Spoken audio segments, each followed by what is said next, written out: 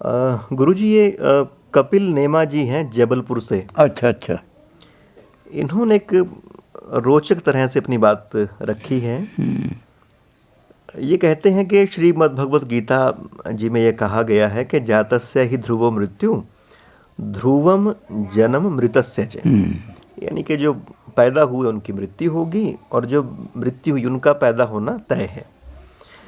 तो ये कहते हैं कि इस तरह से तो ये आवागमन का जो चक्र है उसको एक तरह से पूरा बांध दिया गया।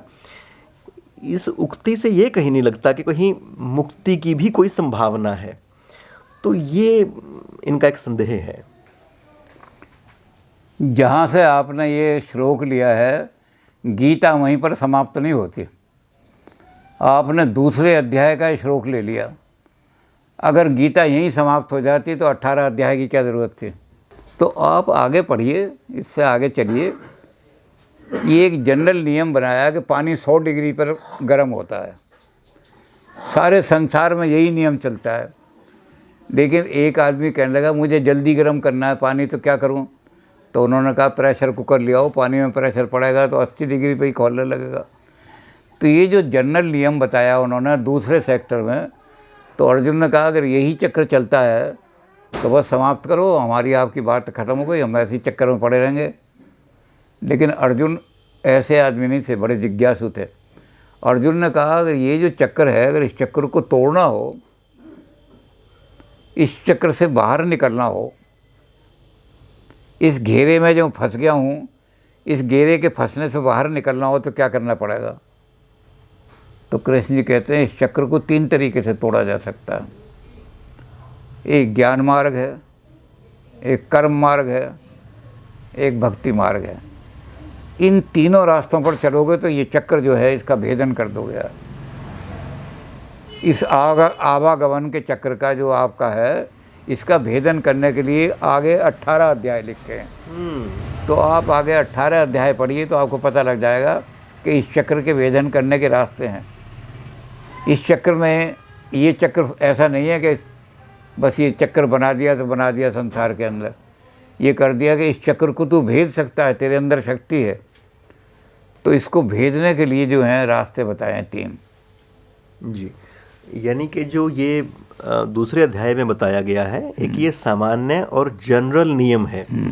जो एक्सेप्शनल है और एक रिमार्केबल जो रास्ता है और जो हाईली अप्रिशिएटेड है, वो ये मुक्ति का रास्ता है। और उसके मुक्ति की तरफ ही ले जा रहे हैं अर्जुन को अलग अलग तरीके से बता के कि आप चाहे कर्म से, चाहे ज्ञान से, चाहे किस तरह से उसको प्राप्त करें, पर ये दोनों चीज़ें साथ साथ अपना अस्तित्व रखती हैं। आप चक्र तक ही मत रुको, चक्र से आगे भी चलो, तब पता लगा कि और रास्ता तो बहुत लंबा है, आप यहीं भी रुक गए। एक आदमी यहाँ कुरुक्षेत्र में मुसलमान लड़के हैं नहीं, तो एक लड़का यहाँ आ गया मुसलमान कुरुक्षेत्र में। अब यहाँ कहीं नमाज वमाज पढ़ने की यूनिवर्सिटी में जगह नहीं मिली तो सब कुछ भूल गया। तो यहाँ इंजीनियरिंग करने के बाद जब वो घर गया तो उसे पता ही नहीं था नमाज कैसे पढ़ी जाती है। तो उसके बाप ने कहा तू वहाँ कुरुक्षेत्र में जाकर सब कुछ भूल गया? तो कहने लगा जी मैंने थोड़ा सा पढ़ने की कोशिश करी। एक दिन कुरान शरीफ लाया तो उसमें लिखा हुआ था मत पढ़ो नमाज, मत पढ़ो नमाज। बाप ने जूता उठा लिया।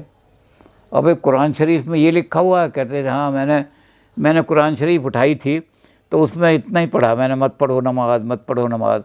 बाप ने कहा ला कुरान शरीफ कहाँ है, मारे जूतों की टाँट उधेड़ दूँगा तेरी। तो लड़का कुरान शरीफ लाया उठा, वहाँ लिखा हुआ था मत पढ़ो नमाज। आगे उसने हाथ रख लिया। अबे बाप कहने लगा अबे आगे तो हाथ हटा, आगे लिखा था मत पढ़ो नमाज जबकि तुम नापाक हो या नशे की हालत में हो। तो उसने वहीं हाथ रख लिया। बाप कहने लगा आगे पढ़। उसने कहा पिताजी जब इतने से अपना काम चल जाता है तो आगे क्यों पढ़ूं? तो जब आपका काम दूसरे अध्याय से ही चल जाता है तो आपको मोक्ष के मार्ग खोजने की क्या ज़रूरत है? और अगर आप मोक्ष का मार्ग, इस चक्कर को तोड़ने का मार्ग खोते हैं तो ये आगे तक पढ़ोगे, आगे भी कुछ लिखा हुआ है।